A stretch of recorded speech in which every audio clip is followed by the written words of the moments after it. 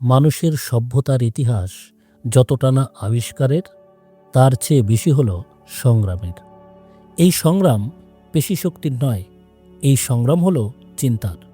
আদিম গুহামানব থেকে শুরু করে আজকের কৃত্রিম বুদ্ধিমত্তার যুগ পর্যন্ত মানুষ সব সময় একজন পথপ্রদর্শক খুঁজেছে। একজন এমন মানুষ যে এসে বলবে, তোমরা পথ হারিয়েছ, আমি যা বলছি তাই পরম সত্য, তোমরা শুধু আমাকে অনুসরণ করো, আর তোমাদের কোনো চিন্তা করতে হবে না। শুনতে খুব আরামদায়ক, তাই না?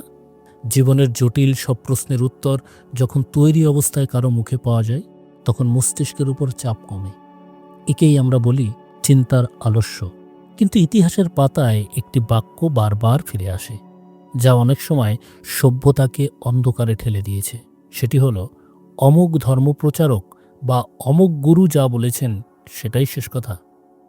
আজকের এই বিস্তারিত আলোচনায় আমরা নাস্তিক্যবাদ বা যুক্তিবাদী দৃষ্টিভঙ্গি থেকে বিশ্লেষণ করব কেন এই মানসিকতা শুধু ক্ষতিকরী নয়, বরং এটি মানবজাতির অগ্রগতির পথে একটি বড় বাধা।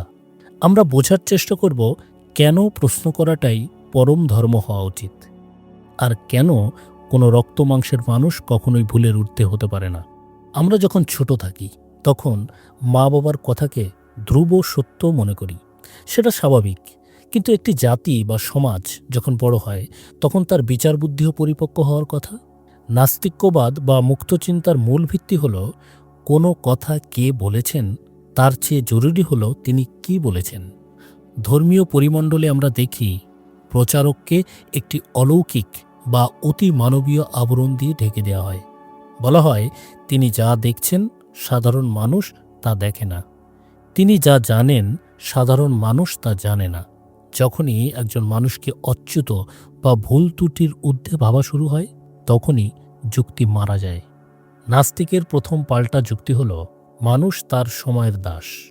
আজ থেকে ১৫০০ বা ২০০০ বছর আগে একজন মানুষ যা বলেছিলেন তা তৎকালীন সমাজ ব্যবস্থা, ভূগোল এবং জ্ঞানের পরিধির উপর ভিত্তি করেছিল। সেই সময়ের সীমাবদ্ধতাকে যদি আমরা আজকের পরম সত্য বলে ধরে নেই, তবে আমরা আসলে নিজেদের বুদ্ধিভিত্তিক আত্মহত্যা করছি। গ্যালিলিওর উদাহরণটি এখানে অত্যন্ত প্রাসঙ্গিক।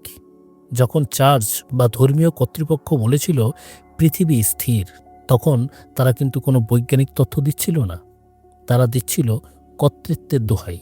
তারা বলছিল ধর্মগ্রন্থে বা প্রচারকের ব্যাখ্যায় এমনটাই আছে, তাই এটাই সত্য।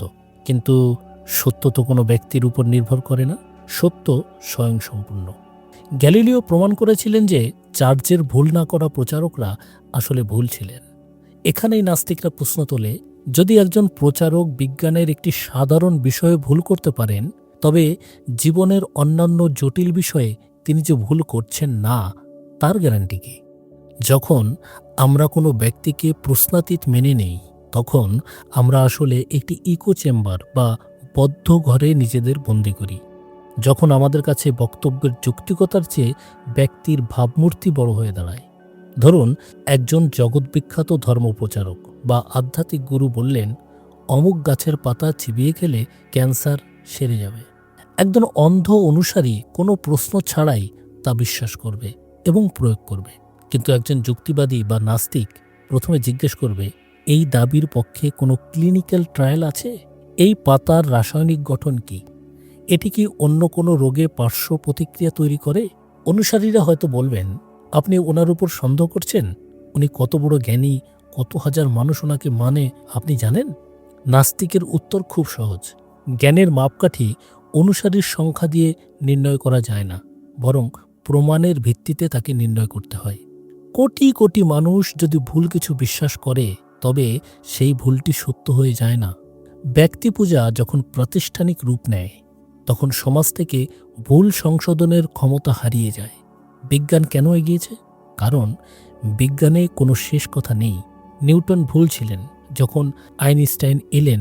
আইনস্টাইনের তত্ত্ব আজ কোয়ান্টাম মেকানিক্সের সামনে প্রশ্নের মুখে। এই যে ভুল স্বীকার করার সাহস, এটাই সভ্যতাকে এগিয়ে নেয়। কিন্তু ধর্মপ্রচারকের ক্ষেত্রে এই সুযোগ নেই। তিনি যা বলেছেন তাই যদি ঠিক হয়, তবে সেখানে প্রগতির কোনো জায়গা থাকে না। আমরা যদি ইতিহাসের দিকে তাকাই, তবে দেখব অন্ধ আনুগত্য শুধুমাত্র ধর্মের ক্ষেত্রেই নয়, রাজনীতির ক্ষেত্রেও কি ভয়ানক বিপর্যয় ডেকে এনেছে। নাস্তিক্যবাদ শুধু ঈশ্বরহীনতা নয়, এটি সব ধরনের অন্ধবিশ্বাসের বিরুদ্ধে একটি সতর্কবাণী। 20 শতকের দিকে তাকান, অ্যাডলফ হিটলার বা জোসেফ স্ট্যালিন, এদের অনুসারীরাও মনে করত নেতা যা বলছেন তাই ঠিক। হিটলার যখন আর্য রক্তের শ্রেষ্ঠত্বের কথা বলতেন, তখন জার্মানির শিক্ষিত সমাজও তাতে সায় দিয়েছিল, কারণ তারা প্রশ্ন করার ক্ষমতাই হারিয়ে ফেলেছিল। ধর্মীয় ইতিহাসে তাকালে আমরা দেখি ক্রুসেড, জিহাদ বা ধর্মীয় দাঙ্গার নেপথ্যে থাকে কোনো না কোনো প্রচারকের উস্কানিমূলক বাণী। যখন একজন প্রচারক বলেন ভিন্ন ধর্মাবলম্বীরা নরকে যাবে বা তারা অপবিত্র, তখন অনুসারীরা সেটাকে বিধাতার নির্দেশ মনে করে গ্রহণ করে। তারা একবারও ভাবে না যে এই কথাটি ঘৃণা ছড়াচ্ছে। কেন ভাবে না? কারণ তারা তাদের বিচারবুদ্ধি ওই প্রচারকের কাছে বন্ধক রেখেছে। নাস্তিকরা মনে করে পৃথিবীর অর্ধেক সমস্যা মিটে যেত যদি মানুষ এই একটি বাক্য শিখত, আমি সম্মান করি, কিন্তু আমি আপনার সাথে দ্বিমত পোষণ করার অধিকার রাখি। কোনো ধর্মপ্রচারক যদি শান্তির কথা বলেন, আমরা তা গ্রহণ করব, কিন্তু তিনি যদি অবৈজ্ঞানিক বা অমানবিক কিছু বলেন, তবে তার অতীতের সব ভালো কাজ তার বর্তমানের ভুলকে বৈধতা দিতে পারে না। অধিকাংশ ধর্মীয় সভায় বা আলোচনায় একটি কথা খুব প্রচলিত, তর্ক করবেন না, বিশ্বাস করুন, বা বেশি প্রশ্ন করা মানে ঈমান বা বিশ্বাস নড়বড়ে হওয়া। নাস্তিকের কাছে এটি সবচেয়ে বড় রেড ফ্ল্যাগ বা বিপদের সংকেত। সত্য যদি সত্যই হয়, তবে সে প্রশ্নকে ভয় পাবে কেন?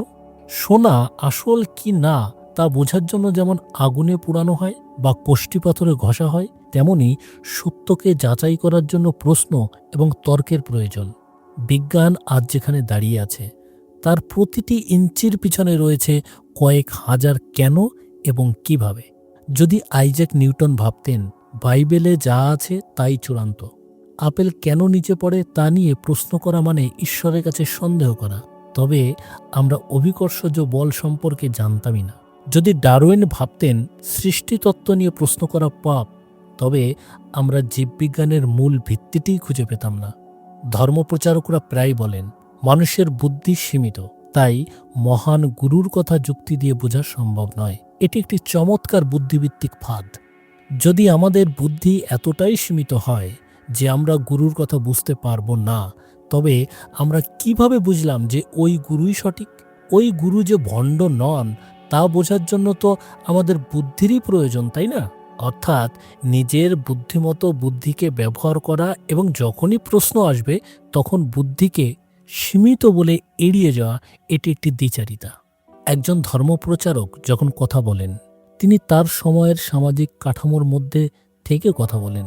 আজ থেকে 1000 বছর আগে দাসপ্রথা অত্যন্ত স্বাভাবিক ছিল। সেই সময়ের অনেক ধর্মপ্রচারক দাসদের সাথে ভালো ব্যবহারের কথা বলেছেন, কিন্তু দাসপ্রথা বিলুপ্ত করার কথা বলেননি কেন? কারণ সেই সময়ের সমাজ তা গ্রহণ করার জন্য প্রস্তুত ছিল না। এখন প্রশ্ন হলো, একজন প্রচারক যদি ত্রিকালদর্শী বা ঈশ্বর প্রেরিত হন, তবে তিনি কেন এমন একটি প্রথাকে সমর্থন করলেন যা আজ আমরা জঘন্য অপরাধ বলে জানি? নাস্তিকরা এখানেই সবচেয়ে বড় প্রশ্নটি তোলে, নৈতিকতা কি স্থির নাকি বিবর্তনশীল? ধর্মপ্রচারকরা প্রায় দাবি করেন যে নৈতিকতা আসে তাদের বা তাদের ধর্মের থেকে, কিন্তু ইতিহাস বলে উল্টো কথা। মানুষের নৈতিকতা উন্নত হয়েছে মানুষেরই চেতনার বিকাশের ফলে। সতীদাহ প্রথা একসময় ধর্মসম্মত ছিল, কিন্তু সমাজ সংস্কারকরা তা রদ করেছেন। নারীর ভোটাধিকার বা শিক্ষা একসময় ধর্মীয়ভাবে নিষিদ্ধ বা নিরুৎসাহিত ছিল, কিন্তু আজ তা মানবাধিকারের অংশ।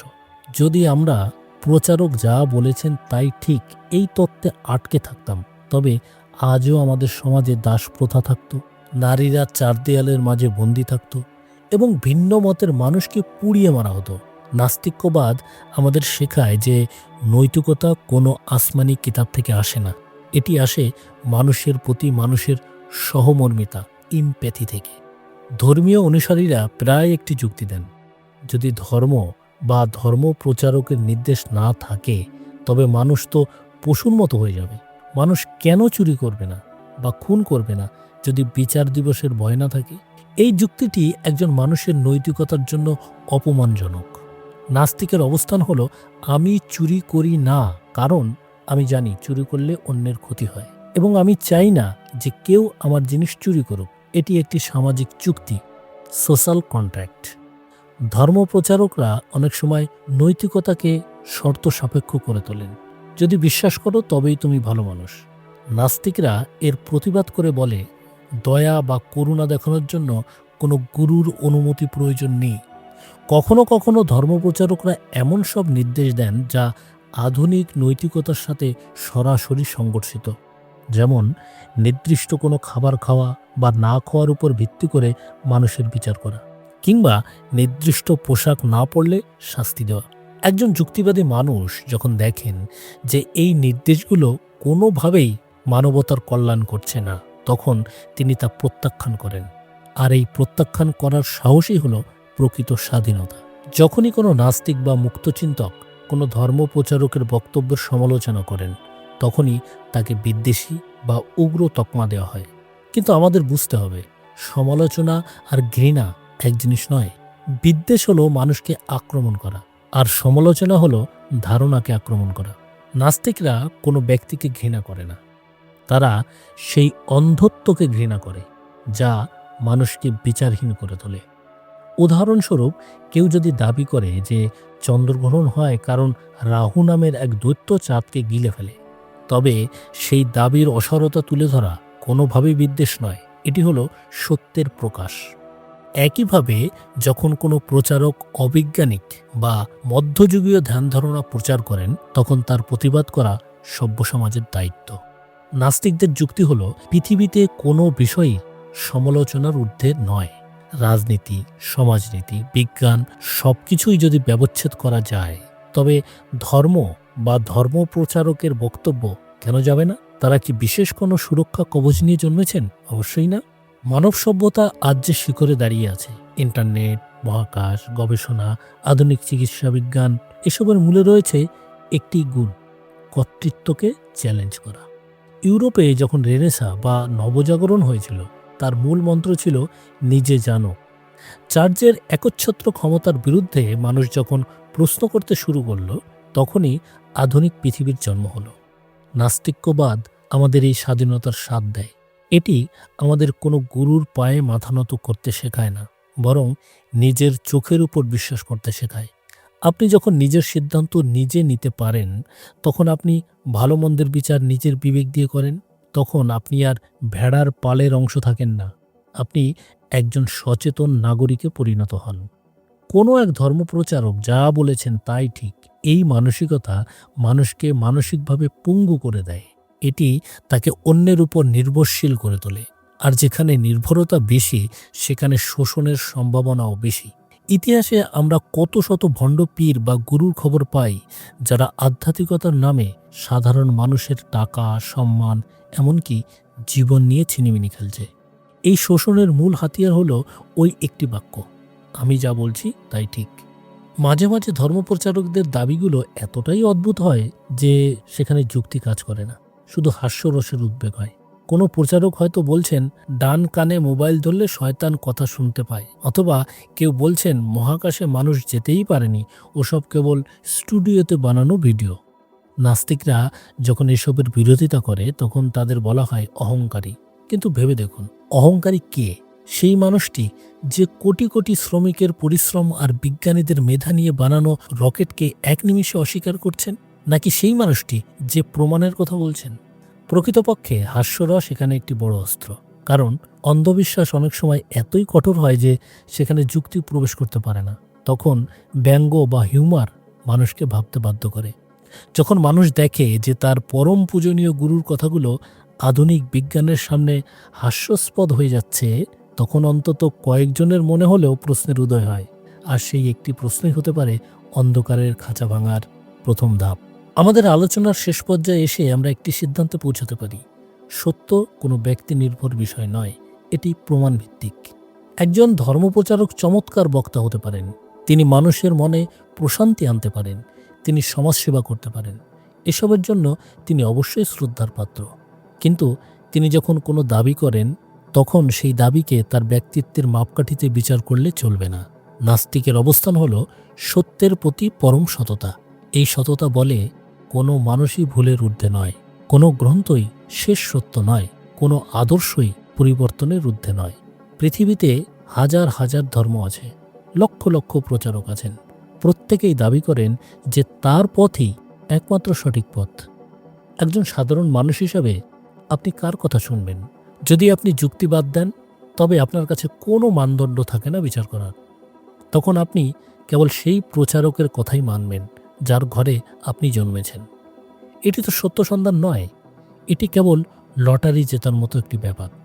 প্রকৃত সত্য সন্ধানী তিনি, যিনি কোনো গুরুর ছায়ায় আশ্রয় না খুঁজে রোদে পুড়ে সত্যকে খুঁজে বেড়ান, অস্বস্তিকর প্রশ্ন করেন, নিজের ভুল স্বীকার করার সাহস রাখেন। আপনার মস্তিষ্ক আপনার সবচেয়ে বড় সম্পদ। এটি কোনো ধর্মপ্রচারকের কথা তোতা পাখির মতো বলার জন্য তৈরি হয়নি। এটি তৈরি হয়েছে বিশ্লেষণ করার জন্য, প্রশ্ন করার জন্য এবং অজানাকে জানার জন্য। তাই পরের বার যখন শুনবেন কেউ বলছেন উনি যা বলছেন তাই ঠিক, প্রশ্ন করবেন না। তখন থামুন, গভীরভাবে ভাবুন, কারণ যেখানে প্রশ্ন নিষিদ্ধ সেখানেই মিথ্যের বসবাস।